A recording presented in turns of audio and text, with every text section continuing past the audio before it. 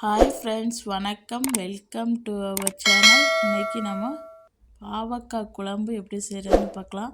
இந்த குழம்பு கசப்பே இருக்காது, ரொம்ப டேஸ்டியாக இருக்கும். எல்லோரும் விரும்பி சாப்பிடுவாங்க. வாங்க இந்த குழம்பு எப்படி செய்கிறதுன்னு பார்க்கலாம். நான் இன்றைக்கி பாவக்காயை கட் பண்ணிவிட்டு அதில் உப்பு சேர்த்து ஒரு 1 ஹவர் ஊற வச்சுக்கிறேன். நீங்கள் எந்த ஷேப்பில் வேணாலும் உங்களுக்கு பிடிச்சது மாதிரி கொஞ்சம் நைஸாக கட் பண்ணி இந்த மாதிரி ஊற வச்சுக்கோங்க. இப்போ இது 1 ஹவர் ஆயிடுச்சு. இப்போ நான் ஒரு கடாயில் 3 டேபிள் ஸ்பூன் அளவு எண்ணெய் சேர்த்துக்கிறேன். எண்ணெய் நல்லா காஞ்சது மிளகும் நம்ம கட் பண்ணி வச்சுருக்க பாகக்காயை இதில் சேர்த்துக்கலாம். இதை நல்லா வதக்கணும்.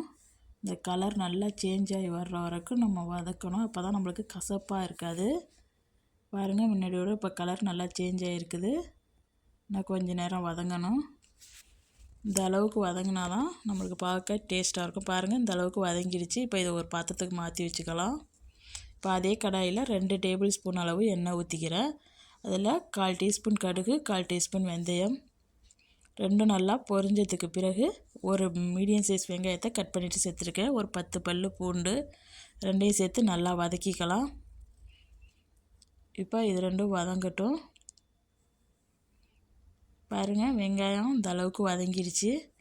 இப்போ இது கூட ஒரு மீடியம் சைஸ் தக்காளியை கட் பண்ணி அதையும் சேர்த்துக்கிறேன். இப்போ எல்லாத்தையும் சேர்த்து நல்லா வதக்கிக்கலாம். தக்காளி வெங்காயம்லாம் நல்லா வதங்கினதுக்கு பிறகு பாருங்கள், இந்த அளவுக்கு வதங்கிருச்சு. நம்ம இதில் 2 டேபிள் ஸ்பூன் மல்லித்தூள், 1 டேபிள் ஸ்பூன் மிளகாய்த்தூள் சேர்த்துக்கிறேன். உங்கள் காரத்துக்கு ஏற்ப நீங்கள் மிளகாய்த்தூள் சேர்த்துக்கோங்க. இப்போ இந்த மிளகாய் மல்லித்தூளெல்லாம் நல்லா வதக்கிக்கலாம். அடுப்பை நல்லா லோ ஃப்ளேமில் வச்சுட்டு இந்த பச்சை வாசனை போகிற அளவுக்கு நல்லா வதக்கிக்கங்க. நான் வதக்குற மாதிரி நல்லா வதக்கிங்க. இந்த மாதிரி வதக்கி வைக்கிறதுனால நல்லா டேஸ்டியாக இருக்கும் குழம்பு.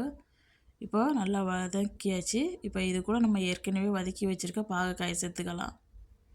சேர்த்து நல்லா மிக்ஸ் பண்ணிக்கோங்க. ஏற்கனவே நம்ம வதக்கி வச்சுருக்கிறதுனால இதை கொஞ்சம் நேரம் மிக்ஸ் பண்ணால் ஓகே. இந்த மாதிரி நல்லா கலந்து கொடுத்துக்குங்க. பாருங்கள், நல்லா இந்த மசாலாலாம் இந்த பாவக்காயில் நல்லா ஏறிடுச்சு.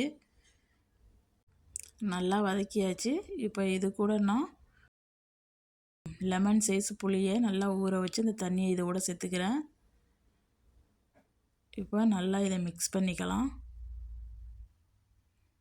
நல்லா ஒரு பெரிய லெமன் சைஸ் புளி தண்ணி கரைச்சி இதில் ஊற்றிக்குங்க. இப்போ இதுக்கு தேவையான அளவு உப்பு சேர்த்துக்கலாம். உப்பு சேர்த்து அதையும் நல்லா மிக்ஸ் பண்ணிக்கிட்டு உங்களுக்கு தேவைன்னா தண்ணி இந்த ஸ்டேஜில் நான் கொஞ்சம் தண்ணி வேணால் நீங்கள் ஆட் பண்ணிக்கலாம். நான் தண்ணி எதுவும் ஊற்றலை. நல்லா மூடி போட்டு நல்லா ஒரு 10 நிமிஷம் நல்லா கொதிக்க வச்சு எடுத்துக்கலாம். இந்த எண்ணெயெல்லாம் நல்லா பிரிஞ்சு வர்ற வரைக்கும் கொதிக்கணும். பாருங்கள், எண்ணெய் நல்லா திரிஞ்சு வந்திருக்குது. இந்த அளவுக்கு கொதிக்கணும். அப்போ நம்மளுக்கு குழம்பு நல்லா டேஸ்டியாக இருக்கும். இப்போ இது கூட நான் ஒரு பீஸு வெல்லம் சேர்த்துக்கிறேன். இது ஆப்ஷனல் தான். நீங்கள் இது சேர்த்தும் செய்யலாம், சேர்க்காமையும் செய்யலாம். இது சேர்த்து செஞ்சிங்கன்னா உங்களுக்கு கொஞ்சம் கூட கசப்பே இருக்காது, ரொம்ப டேஸ்டியாக இருக்கும். பாருங்கள், நம்ம சுவையான பாவக்காய் கறி சூப்பராக ரெடி ஆகிடுச்சு.